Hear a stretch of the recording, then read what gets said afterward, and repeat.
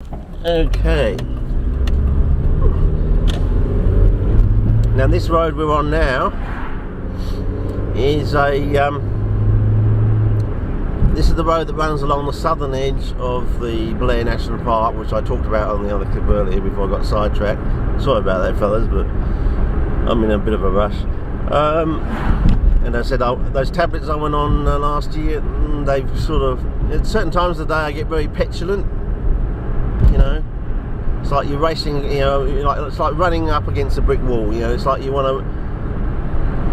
almost like want to run into a brick wall. It's all that, I don't know if that describes it properly, but and apparently it was dud medicine too. You know, if you go online, there's all these people saying it's not the same. The box says this is it, and I even noticed on the script the other day it said exactly the same as Lexapro. No, it's not.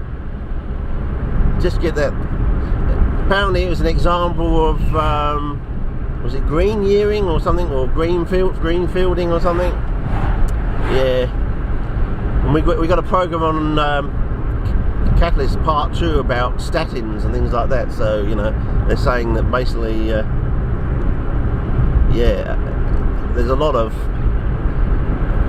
cons going out there in the medical world, in the pharmaceutical world, sort of thing, and I think it stems from they're not following the principles of Ehrlich. Now we got to the stage where every medicine comes with a side effects or some side effects, you know. Whereas Ehrlich was trying to go the other way. He was trying to produce, you know, pharmaceutical medicine that had little or no side effects and wouldn't release it onto the market until, you know, was it 707 or something? One of them, he went through different compounds until he found the one that had the most benefit and the least complications or side effects, and deleterious or detrimental complications, side effects. I mean, that's the scientific way. That's what you should be aiming for, you know. Okay, it may cost you billions of dollars to do it, but you know, you're not going to get people like me prattling on about, you know, what. Oh, geez, you should see the vista out the left. I need another set of cameras. You really do. You're missing all this out the bloody side here.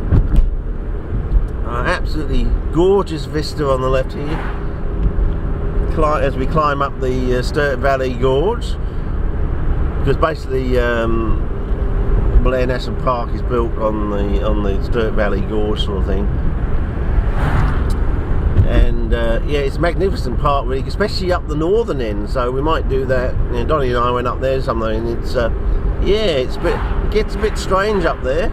As I said, as it gets higher and higher up towards the Mount Lofty sort of level, it gets like semi-subalpine, sort of a bit like the back of the substation area sort of thing, you know, and a bit different. And I swear I went there one year and I was on some sort of thing with my son, some sort of party, you know, one of these, you know, school holiday party with your mates sort of thing, and I went out just off the track sort of thing to look around thing, and I swear I saw this tree that seemed to be like a hybrid between a casuarina and I think it was like a casuarina banksia sort of thing, you know. It was, yeah, you know, it's like the two trees have been hybridized sort of thing, and you never know. As I said, this is Australia, you know. Someone could have looked at that thing and said, well, you know, it's not one thing and the other thing. You know, like two people see it, one comes back and says it's a banksia, another comes and says it's a casuarina, and it's neither sort of thing, you know. But yeah, so I might go out there one year in the future and try and track that down again. It happened to be in an area that had a flowing soak sort of thing that looked like it could have dichotomia there.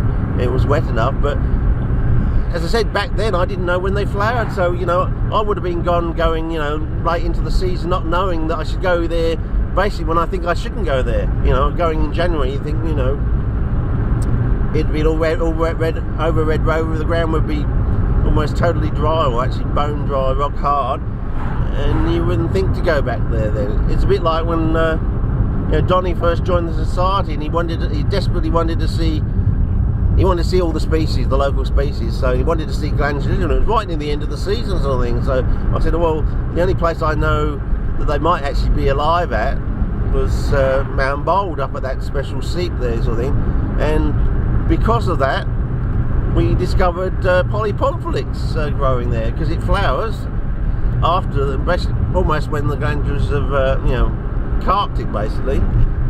And as we as we went over that site over many years, we basically discovered that it first flowers pink, and then over successive weeks all the white flowered forms come out later and later, until after about 6 weeks you almost got pure white ones flowering and no pinks, sort of thing. So I don't think I quite made that point clear before, but I think I'll end this clip as I come up here, and then I'll do the next clip will be the drive up the backside of Mount Lofty, sort of thing. I think you've seen this before, but I've never done it, you know, with this sort of dash cam sort of thing. So hopefully I haven't done something stupid and, you know, there's an hockey strap in the side or a bit of reflection or something. But I'm trying, fellas. But you know, I've got this grey screen on the back of the camera. I don't know whether it's just that my screen has died or I knocked it. I've had it for years now, but I think it happened about a year after I had the camera, I think. So you know, but you know, probably happened towards the end of the season or something. I didn't want to go into town when it was stinking hot to have it checked out or something. Yeah. As I said, living in Australia, you almost have to have a schizophrenic sort of personality, if not mine. Switch on. It's sort of like those sheepdogs, you know, that Warner Brothers cartoon. You know, switching on, switching. Hi Bob, hi Fred, and sort of thing, or whatever the names of the sheepdogs are. You know, they're the best of mates outside, but they treat it like a job, sort of thing. So yeah.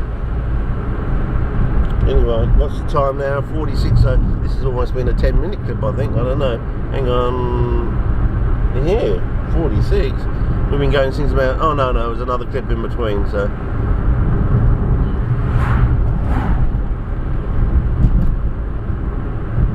Anyway, we'll get round here, and I'm sorry with the rambles, but what else am I supposed to do? I'm trying to. When I think of it, I haven't got any planned script, but maybe that's what you like. You know, you never know what I'm going to come up with, whatever little treasure or gem of CP back history I'm going to